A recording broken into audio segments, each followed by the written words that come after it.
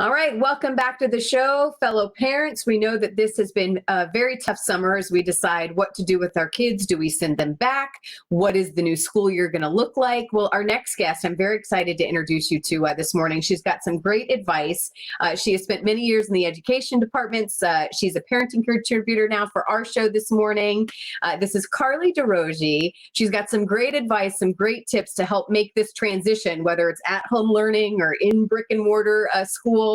We got a lot to go over. Carly, I love saying that. So nice to meet you. Nice to meet you. Good morning. So you got a lot of great info you're going to share with us this morning, but I want to hear a little bit about your background because I love, you were a fellow mom that has created, I know for my kids, one of the most popular things that people saw on social media forever. Yeah, so it started in 2009. I was a curriculum coordinator for a large public school district. I was expecting my first daughter and wanted a way to kind of commemorate her growth each month and invented the original monthly milestone sticker that people saw all over Facebook at the time. And it kind of went viral and exploded. I ended up leaving public education to run that business for 6 years. And now here I am talking about education again, but also combining it with that, business world and helping parents find products that really are the best for their family. So it's kind of a nice marriage of both passions that I had. I know. So let's talk about this transition back to school. You're a mom still with young kids at home and you're trying to figure out, I know with your family, what to do.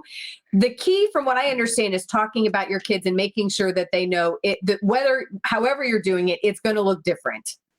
Absolutely. So, kids really thrive in predictability and routine, and that's kind of gone now. So we have a lot of anxiety and stress in children that we need to address. One of the ways that you can do that, especially with our younger children, is to be proactive and make things that are abstract a little more concrete. So I've asked our district to, when you know what school is going to look like, can you post some pictures on the district website of what my child's classroom will look like? They used to have tables and bean bags. Now it might be desks, 4 feet apart. So help your child to see this is what it will look like when you go to lunch. This is what it will be expected of you on the bus, and really make it concrete so they don't come up with it in their own head and then get really stressed out about what it might be or what it might not be. You also want to think through your child's school day and think about some of those places that might cause anxiety and find ways to remove it. So think ahead and kind of walk through the day. So lunchtime, I know for the little guys, I always tell parents who have children entering kindergarten, it can be really stressful. Opening those chips and the granola bar and the milk, it's just they can't do it independently yet. So I encourage parents to practice. I love a bento box. This is a great mom hack. Rather than having the granola bar to open and the bag with the sandwich and all the individual things, pack a bento box. There's nothing for them to open. They just open up their bento box. It's all right there. They eat, they close it up, and they're done. No stress about, I can't get this open and suddenly I'm very hungry for the rest of the day. Another piece is that independence of getting ready for school in the morning. I know sometimes mornings can be really painful for moms as they're trying to get their kids out the door, and getting shoes on, even for my 11-year-old, seems to be a challenge. Not sure why. So I have found this is the original stretch lace, and they are stretchy shoelaces. So once your shoes are tied, you can see here in the video, kids can slip their shoes on and off independently. There's no tying and untying and making the bunny ears and doing all the thing.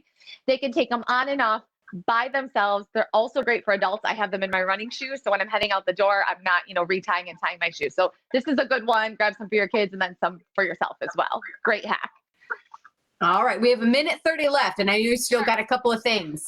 Yeah, I do. So we know masks are a new reality for our families. I encourage families to practice wearing masks with their child, and then find masks that give you a system. So this is School Mask Pack. They partnered with Crayola, so they're super cute.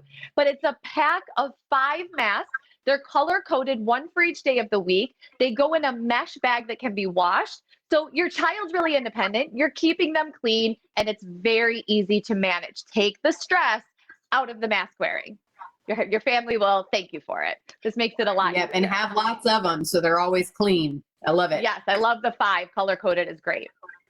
Yep. All right. And what's that spinny reel thing there? Yeah, so this is my Ferris wheel of pens. I mean, what's more fun than that? So Lots of children may be learning from home this fall. I encourage parents to create a very creative, fun learning environment. Have your child help you. Hey, we're going to make a classroom in this corner of your bedroom. Have them pick out all the stuff. Smelly markers go a long way, Ferris wheel of pens, but also think about alternate seating. I know very few children who can actually sit still in a chair. So if you see here, here's my daughter. It's a milk crate and a yoga ball. Kids can kind of roll back and forth. They can bounce on it. You're not harping on them every 5 minutes to sit still. They don't need to sit still. So if bouncing on the ball or laying on the couch or the floor or a beanbag works for your child, it's okay. They don't have to sit in a desk and chair if that's not where they're successful. I'm so glad you said that, because I do feel like there has been a lot of talk about kind of the alternative seating and what works for your kids. So I think that's brilliant to remind parents for that, the at-home schooling as well. Carly, thank you so much. How can people follow you? So you can find me at hellocapitalm.com, and I'm posting lots of back to school tips for parents on Instagram at hellocapitalm. Well, we wish you and your family all the best too as you're planning as well. Thank you, Carly. Thank you. Take care.